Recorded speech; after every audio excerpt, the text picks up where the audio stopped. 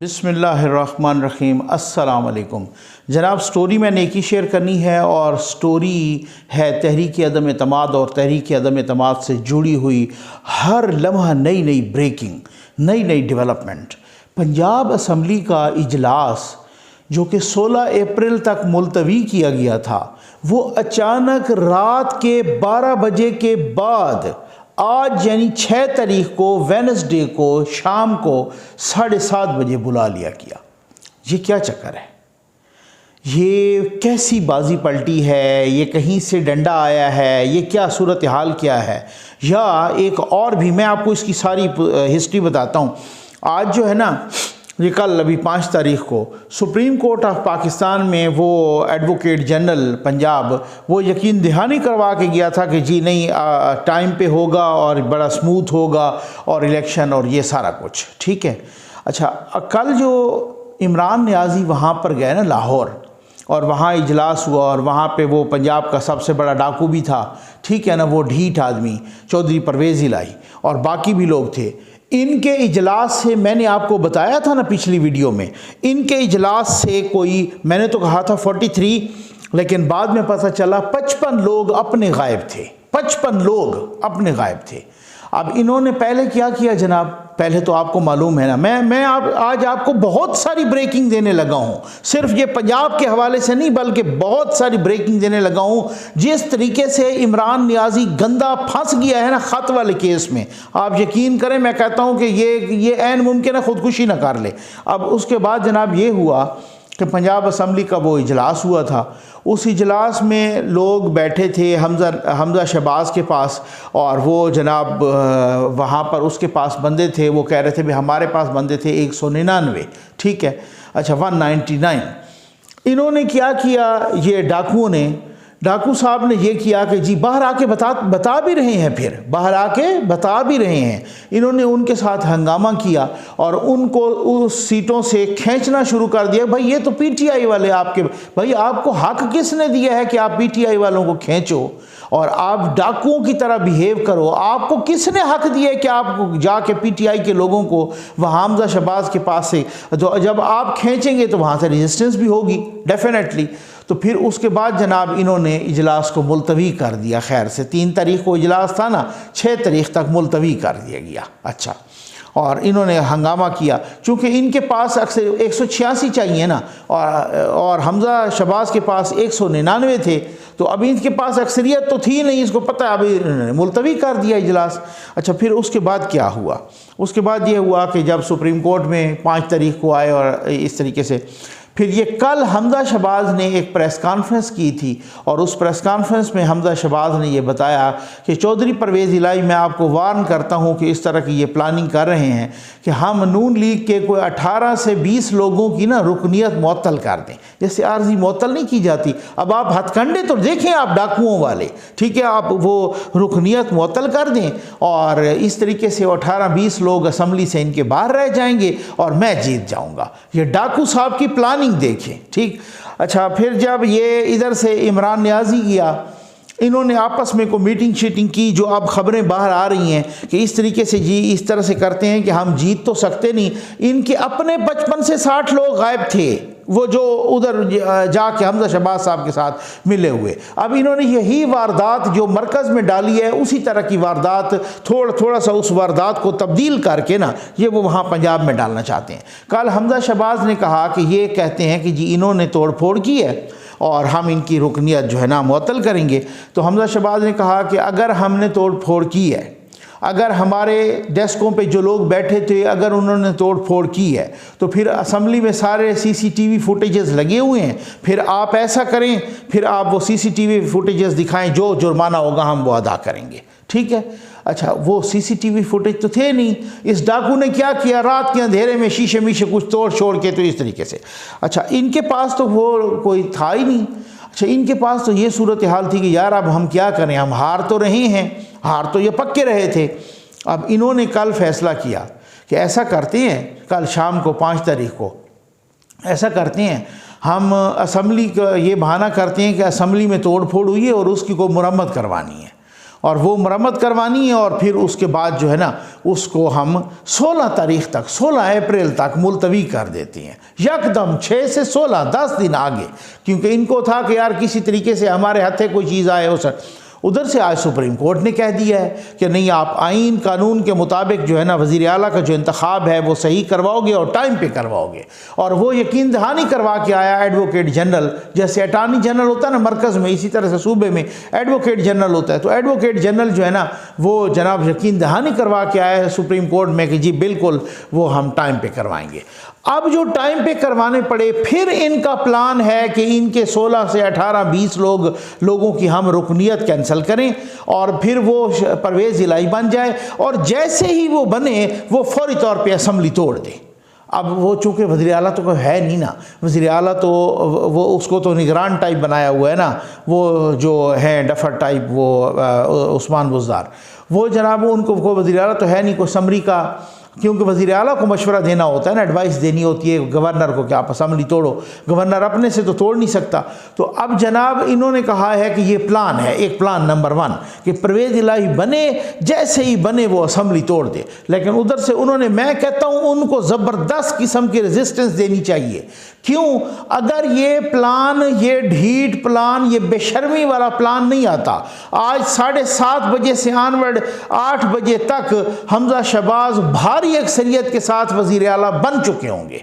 मैंने आपको एक ख़बर दी थी ना, और वही नुसरत जावेद साहब ने भी अभी थोड़ी देर पहले ट्वीट भी किया, और उन्होंने कहा कि भाई मैं ज़रा पूछना चाहता हूँ कि अपोजिशन के लीडरान से कौन मिला और कहाँ मिला और कब मिला, और फिर जो है ना उसने क्या मैसेज दिया। तो बातें तो बहुत सारी हैं ना। अब ये अचानक इजलास बुलाया गया है, और कुछ लोग तो कह रहे हैं कि इजलास बाकायदा किसी ने डंडा कराया, इस वजह एक तो सुप्रीम कोर्ट का डंडा, एक किसी और का डंडा ये बुलाया गया है। आप यकीन करें, अगर आप ये वीडियो आप जब सुन रहे होंगे, देख रहे होंगे, और मेरे अल्फाज याद रखें कि अगर सुबह तक या दोपहर तक या सेपैर तक या शाम तक नून लीग के और PTI के मुनहरिफ अरकान जिस तरह से कह रहे हैं कि अज़मा बुखारी साहबा या राना मशहूद साहब या कुछ इधर के मुनहरिफ अरकान जो हैं इनके, अगर ये रुकनीत मुअत्तल ना हुई तो मैं आपको कह रहा हूँ 7:30 से 8 बजे तक शाम अल्लाह को मंजूर हुआ तो हमजा शहबाज वज़ीर आला पंजाब होंगे। अब वो फिर उनकी जब मर्ज़ी आएगी तो वो फिर तोड़ेंगे वो असम्बली। लेकिन अब देखें ना कि ये वही वारदात अगर उधर भी डालते हैं, ये बहुत बड़ी रेजिस्टेंस आएगी, और करनी भी चाहिए वो रेजिस्टेंस। इस पंजाब के डाकू को सबक पढ़ाना चाहिए नून लीग को। नून लीग बिल्कुल चुप नहीं रहनी चाहिए, उनके पास अक्सरियत है, और इनके अपने 60 लोग गायब हो गए हैं। उनकी ऑलरेडी भी अक्सरियत इतनी थी, देखें 165 उनके, 7 पीपल्स पार्टी के, ठीक है ना, एक कोई और वो राह हक वाला वो भी इनके साथ, कोई 4-5 आज़ाद भी इनके साथ, तो ये तकरीबन को 182-83 तक तो ये खुद पहुंच रहे हैं। और अगर उनके पास वो 50-55 लोग जो है ना आ जाते हैं तो वो डेफिनेटली एक बहुत ओवरवेलमिंग मेजॉरिटी हमजा शहबाज के पास आ जाएगी और हमजा शहबाज बन जाएगा। और अब भी बहुत सारे लोग तो वो मुतमईन हैं नून लीग के कि जी आप इस तरीके से, जैसे ही अब जो आपने ये झूठ बोला था, मैं वो उस जगह डाकू से पूछूं कि आपने ये झूठ बोला, और मैं एक दफ़ा फिर माजरत करता हूं कि मेरी ये लैंग्वेज है ही नहीं गैर पार्लिमानी, लेकिन इन्होंने आइन के साथ खिलवाड़ करने की कसम खाई है ना, मैं इनके लिए अदब के अल्फाज नहीं बोलूंगा। मैं बिल्कुल सिविलियन सुप्रीमेसी, आइन, जमहूरियत का इतना बड़ा जो है ना ये लवर हूं ना, मैं कहता हूं कि भाई इसके मुझे बहुत अच्छा, मुझे यकीन करें मुझे बहुत गुस्सा है इस वजह से कि इन्होंने जो आइन के साथ न्याजी ने और न्याजी के पैरोकारों ने, और अब ये पंजाब में जो अगर इस तरह का ये प्लान रखते हैं तो, लेकिन अगर नहीं रखते तो फिर देख लेना 8 बजे तक हमजा शहबाज पंजाब के वज़ीर आला होंगे। अब ये क्या मसला क्या है? मसला ये है मेरे भाई, अब हर जगह पे ये इसी तरह की मुसीबत खड़ी करना चाहते हैं पाकिस्तान के लिए, और इस तरह की सूरत हाल करना चाहते हैं क्योंकि हम भाई इलेक्शन में आगे बढ़ जाएं, इनको कोई टाइम मिल जाए वगैरह वगैरह इस तरीके के। अब ये अगर ये फंस गए ख़त में बहुत बुरा, मैं आपको बता दूं, दायरा हो गया इनके खिलाफ, इनके इर्द गिर्द बहुत तंग। आज राइटर की स्टोरी आई है, और राइटर जैसे अखबार ने भी लिखा है, राइटर जैसे ने भी पेपर ने, कि जी वो जो ज़राए हैं ना, जो अस्करी ज़राए हैं, जो पाकिस्तान के अस्करी ज़राए हैं, जो पाक फ़ौज है, जो कंट्रोल टावर जिनको मैं कहता हूँ, तो वो कहते हैं कि जो कंट्रोल टावर है ना, उस कंट्रोल टावर ने कहा है कि वो कोई ख़त नहीं है। उसी कंट्रोल टावर ने कहा है कि कोई ऐसी प्लानिंग नहीं हुई, किसी किस्म का इस तरह का कोई कुछ भी नहीं हुआ, और बिल्कुल वो ना कोई अपोजिशन वाले इसमें इन्वॉल्व हैं और ना कोई इंटरनेशनल साजिश है, और उसके कोई ताने बाने नहीं मिले, उसका कोई सबूत नहीं मिला इस तरह के साजिशी ख़त का। अब क्या हुआ, ऊपर से सोने पे सुहागा ये हुआ कि शहबाज साहब ने भी आज मुतालबा कर दिया कि जी अगर हम गद्दार हैं तो हमें सज़ा दें, अगर नहीं तो आप फिर हमें बताएं, अपनी पोजीशन क्लियर करें। और साथ ही बिलावल साहब ने, कल मौलाना साहब ने, जरदारी साहब ने भी उनसे कहा कंट्रोल टावर से कि जी आप अपना बयान की, क्योंकि इमरान नियाज़ी तो कैश करवा रहा है ना। वो कह रहा है नेशनल सिक्योरिटी कमेटी की मीटिंग में मैंने, जिसमें आर्मी चीफ भी होते हैं, chairman joint chief of staff committee भी होते हैं, बाकी सर्विसेज चीफ भी होते हैं, DGI, DGMI, DGMO, बाकी सारे मिनिस्टर्स भी 4-5 होते हैं, और नेशनल सिक्योरिटी एडवाइज़र भी होते हैं, तो वो सारे प्राइम मिनिस्टर उसको हेड करते हैं। तो कहते हैं मैंने रखा वो ख़त, और मेरी बात पर तमाम जो जर्नैल साहबान उधर थे, अस्करी जो हुक्मरान अपना थे, वो सारे के सारे वो जनाब मेरी बात पर कन्विंस हो गए हैं। मैंने उनको कायल कर लिया है, और अब वो मान गए हैं कि जी वाकई इस हुकूमत के ख़िलाफ़ बैरूनी साजिश हुई थी। ये इंतखाबी नारे के तौर पर नियाज़ी ले रहा है, ठीक है। हालांकि ऐसी कोई बात नहीं हुई, उसके मिनट्स में भी कोई बात नहीं, और उसके बाद जो वो एलामिया आया उस एलामिया में भी कोई बात नहीं। अब ये मसला हो गया है कि ख़त है जाली, वो आती है ना टेलीग्राम, वो उसका क्या मसला क्या है। इमरान नियाज़ी ने क्या किया कि आज यानी 5 तारीख को जो गुज़र गया है, उनको बुलाया सेक्रेटरी खारजा को, बड़ा शरीफ सा बंदा है वो बेचारा, उसके साथ कोई और भी अफीसर थे।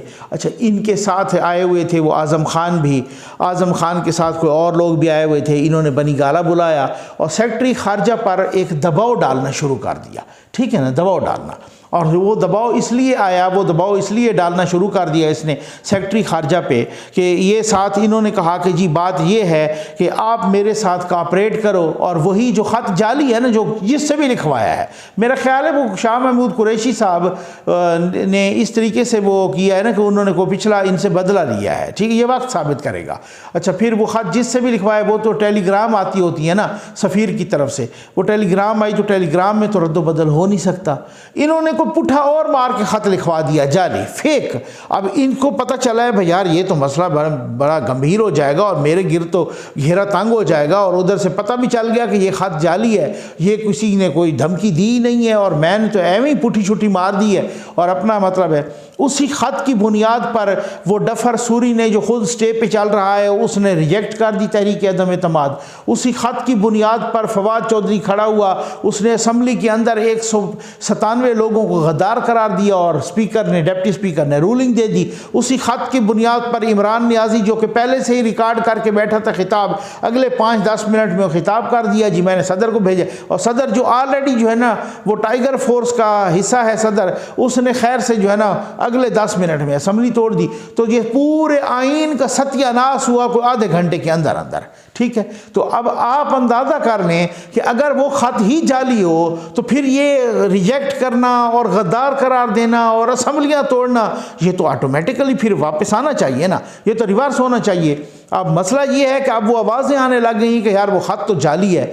और आज क्या सूरत हाल हुई, बनी गाला में बुला के सेक्रेटरी खारजा को ऊपर दबाव डाला गया कि जी आप मेरी मदद करें। तो अब ज़ाहिर है एक ग्रेड 22 का ऑफिसर है यार, एक रिस्पॉन्सिबल बंदा है, शरीफ आदमी है, उसको नहीं पता कि एक जाली ख़त को मैं ओन करके मैं इस तरीके से वो या कोई लिखवाना चाह रहे थे उसे, इस तरीके से मैं इमरान नियाज़ी की मैं मदद करूं, और मैं ख़ुद अपनी नौकरी से भी हाथ धोऊं और अपनी एक तरह से इज़्ज़त से भी हाथ धोऊं, और फिर मैं जेल में भी जाऊं।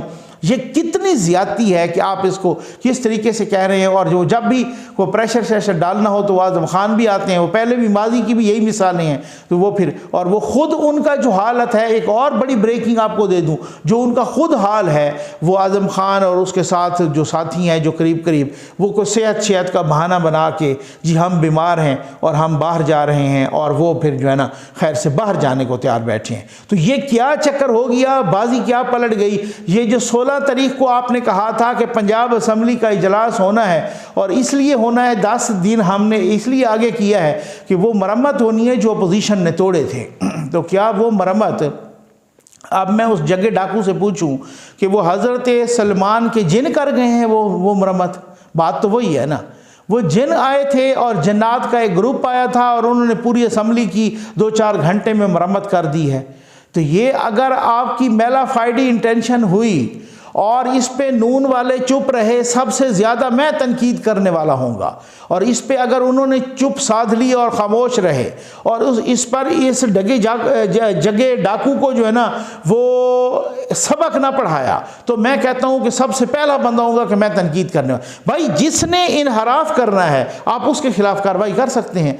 यकीन कीजिए इस हद तक इनके करतूत हैं, लोग इतने नफ़रत की कर रहे हैं। मैंने ख़ुद बहुत सारे लोगों से बात की थी, वे कहते हैं नकवी साहब हमें तो नहीं पता कि अभी तो रेफरेंस सुप्रीम कोर्ट में चल रहा है, ताहयात नाअहली वाला भी आ जाए ना। कुछ लोगों ने तो मुझे ये कहा, मुझे क्या कि मुझे तो वैसे कहा ना, मेरे साथ तो मिले या मेरे साथ तो बात की फ़ोन पर, उसे कहा। ये रमेश कुमार साहब ने क्या कहा, उन्होंने कहा ताहयात नाअहली भी हो जाए मैं फिर भी न्याजी के खिलाफ वोट दूंगा। इतनी नफ़रत है कि वो कहते हैं हम अगर ताहयात नाअहल भी हो जाए ना हम फिर भी न्याजी के खिलाफ वोट देंगे। तो ये अपने गिरबान में झांकें कि ये आपसे नफरत किस बुनियाद पे हुई है लोगों को। आपकी वो फिरौनियत और रऊनत थी जिसकी वजह से नफरत हुई है, आपकी वो नालायकी थी कि जिसकी वजह से आप आलू प्याज के रेट, आप यकीन करें आज मैंने आलू लिया, प्याज लिए, प्याज 100 रुपये किलो मिले हैं यार। ये जुल्म की इंतहा नहीं है तो और क्या है। अब उस वक़्त हम बददुआएं करें, 100 रुपये जहाँ प्याज किलो मिले, अब इसके लिए भी हम नवाज शरीफ साहब को कोसें। नवाज शरीफ के ज़माने में ये प्याज, आप मेरी गवाही देंगे, चाहे आप PTI के सपोर्टर हैं आपका हक है, चाहे आप नून के हैं, 25, 30, 15, 20 ये इस रेंज में प्याज रहा, ठीक है, मुख्तलिफ ऐसा 100 रुपये प्याज मिलता है यार। अब आप अंदाज़ा कीजिए कि ये हालात हैं मुल्क के, और ये इधर इन्होंने किया हुआ है कि हम कोई ना कोई इस तरीके से ना पुक लगा के कोई ना कोई 2 नंबरी ईजाद करके उसको कैसे करना है, पंजाब असम्बली को कैसे तोड़ना है, इसको कैसे आइन की धज्जियाँ उड़ानी है, इसको कैसे तोड़नी है। तो ये बिल्कुल रजिस्ट करना चाहिए, एहतजाज करना चाहिए। और ये डाकू शाकू अगर इस तरह की हरकत करता है तो इनको लग पता जाए कि किस तरीके से एहतजाज किया जाता है। हर वक्त यही तमाशा अवाम के साथ बनाएंगे, हर वक्त ये आइन के साथ तमाशा बनाएंगे। अगर इन्होंने तमाशा बनाया और अगर न बनाया तो आप देख लेना फिर 7:30 शाम 7:30 8 बजे से पहले हमजा शहबाज, ये जैसे ही काउंटिंग होती है, जैसे ही इजलास शुरू होता है, वाकई अगर टाइम पे शुरू हुआ तो फिर 8 बजे तक ये आप देख लीजिएगा काउंटिंग शाउंटिंग हो जाएगी और हमजा शहबाज फिर वज़ीर आला होगा और लोग जो है ना नून लीग वाले एक दूसरे को मुबारकबाद दे रहे होंगे और मिठाइयाँ बांट रहे होंगे। ये आप देख लें अगर इन्होंने ऐसी हरकत ना की तो। और लम्हा बलम्हा इंशाअल्लाह मैं आपको साथ साथ बाखबर रखता रहूँगा।